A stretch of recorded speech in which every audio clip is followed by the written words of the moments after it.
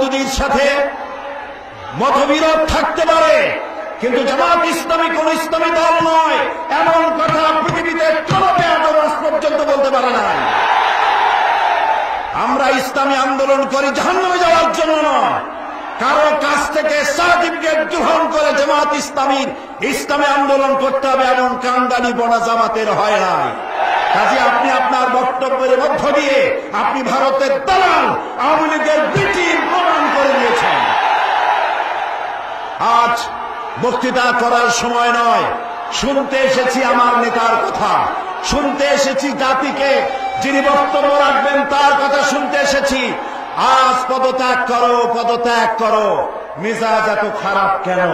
কারণ হলো এক বৃদ্ধ গিয়েছিল, বৃদ্ধ মানুষ কবিরাজের কাছে গিয়ে বলছে, কবিরাজ বাবা আমি তো আর আগের মতো চোখে দেখি না, কয় বুড়া হইল এরকম হয়, তো আমি তো আর কানেও শুনি না আগের মতো, কয় বুড়া হইল এরকম হয়, তা আমি আমার ঘুমও হয় না ঠিক মতো, কয় বুড়া হইল এরকম হয়।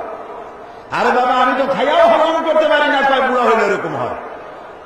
বেচারা রাগ করে কবিরাজের গালে ঠাস করে এক চড় মেরেছে। কবিরাজ বলছে, চাচাজি এতো আমি রাগ করবো না, কারণ বুড়া হইলে মেজাজ এইরকমই খারাপ হয়। 2001 সালের নির্বাচনে আওয়ামী লীগ যে গোহারা হেরেছে, মেজাজ সেজন্যই খারাপ। আজ আপনি 14 দল করেছেন, একটা দল আপনার আর 13খানা সাইনবোর্ড, এই সাইনবোর্ড দিয়ে কিচ্ছু করতে পারবেন না, কিচ্ছু করতে পারবেন না।